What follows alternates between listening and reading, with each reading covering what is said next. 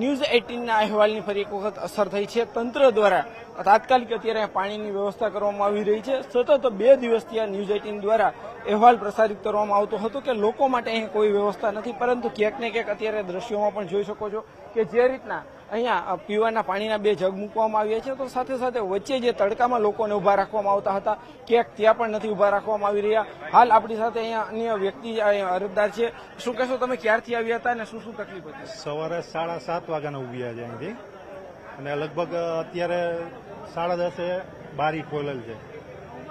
કેટલી બારી ખુલેલી? એક જ છે, જે ફોર્મ લે છે એ એક જ છે, એમાં ચેક કરીને બાકીની 2 બારી છે એમાં ફોટા પાડે છે.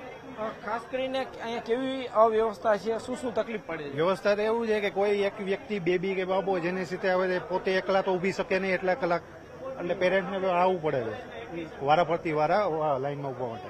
ખાસ કરીને અહીંયા અન્ય એક વાલી છે, આપણે એમની સાથે પણ વાત કરીશું. શું કહેશો, ખાસ કરીને અહીંયા પાણીની વ્યવસ્થા નહોતી, ન્યૂઝ 18ની ટીમ દ્વારા અહેવાલ પ્રસારિત કરાયો, તાત્કાલિક પાણી પણ કરાયું. પાણીમાં એવું હતું કે પાણી તો હતું જ નહીં, આ તો હવે આવ્યું, બધા મીડિયા વાળા આવ્યા ને એટલે હવે આવ્યું, બધા તમે ન્યૂઝ 18 વાળા આવ્યા એટલે હવે હમણાં આવ્યું તમારું. આ પાણીના કેરબા 2 મૂક્યા છે, બાકી ત્યાં સુધી પાણી હતું નહીં કાંઈ, ને સવારથી એટલા લાઈનમાં ઉભા છે, તડકામાં શેકાય છે અત્યારે, એટલે બહુ તકલીફ છે ને ગોળદી એટલી છે, આયોજન નથી એટલું, ક્યાંય બેનર મારેલું કે એટલા ટાઈમે બારી ખુલશે કે એટલા વાગે તમારે આવવાનું રહેશે, એટલા વાગ્યાથી રિસેસ પડશે, એવું કાંઈ છે નહીં 1 વાગ્યા સુધી. કે હવે અમને તો ખબર નથી કેટલા વાગ્યા સુધી આવે. હવે અત્યારે માણસો આવે છે તો એ લોકો ઘર ભેગા ક્યારે થાય? 5 વાગે જાય ત્યાં તો એ લોકો લંચ ટાઈમ થઈ જાય, પાછો બીજે દિવસનો ધક્કો ખાય, ત્રીજે દિવસે આવે, એટલે ધક્કા 5 થાય છે ને ત્યાં એક કામ અમારું પતે છે અહીંયા. ખાસ કરીને વાત કરવામાં આવતા અહીંયા અન્ય વાલી છે, આપણે એમની સાથે પણ વાત કરવાનો પ્રયાસ કરીશું. ભાઈ, શું કહેશો, તમે ક્યારથી આવો છો અને શું તકલીફ પડી રહી છે? તકલીફ તો કાલે આવ્યા હતા, ગળદી હતી, ગળદીના હિસાબે આજે ફરીને ધક્કો થયો. સવારે 8 વાગ્યામાં આવ્યા હતા, હજી વારો આવ્યો નથી. ખાસ કરીને કેમ ધક્કો થયો, તો શું એવું કીધું હતું કે એના કારણે ધક્કો થયો? કાગળિયા અમુક ઓછા હોય અને એ લોકોને થોડીક વાર લાગતી હોય સિસ્ટમમાં કઈ પણ, એટલે એના હિસાબે થોડું મોડું થઈ ગયું. ખાસ ક્યાં ક્યાં કાગળ જોયા હોય કે લખેલું છે કે ડોક્યુમેન્ટ એવું કે લખેલું કઈ હતું નહીં, એટલે એના ઉપરથી કઈ કીધું, પૂછ્યું ત્યારે કીધું કે આટલી આટલી વસ્તુ લઈ આવો. ખાસ કરીને આ જે વાલીઓ છે, આ તેમની વેદના છે, આ તેમની વ્યથા છે. ખાસ કરીને વાત કરવામાં આવે તો અહીંયા આવતા વાલીઓનું કહેવું છે કે તેઓ અને એક ધક્કામાં એક જ વખતમાં એ કામ પૂર્ણ નથી થતું, તેમને એક જ કામ માટે 2-3 દિવસ સુધી અહીંયા આવવું પડતું હોય છે.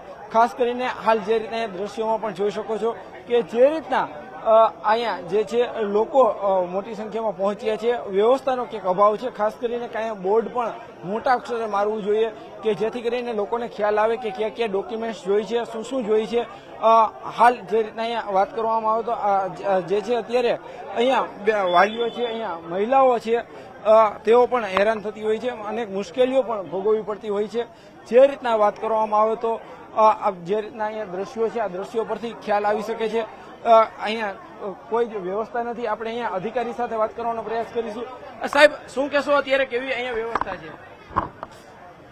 ખાસ કરીને અહીંયા અધિકારીઓ છે તે માત્ર એક જ બારી ઉપર કામ ચાલી રહ્યું છે, અન્ય બારી ઉપર માત્ર ફોટા પાડવાની જે કામગીરી ચાલતી હોય છે. સાહેબ, શું કહેશો, અત્યારે અહીંયા કોઈ વ્યવસ્થા નથી? હા, માત્ર એક જ બારી ઉપર અત્યારે કામ. હા, ચોક્કસથી બારી ચોક્કસથી 3 ખુલ્લી હોવાનું અધિકારીઓ કહી રહ્યા છે.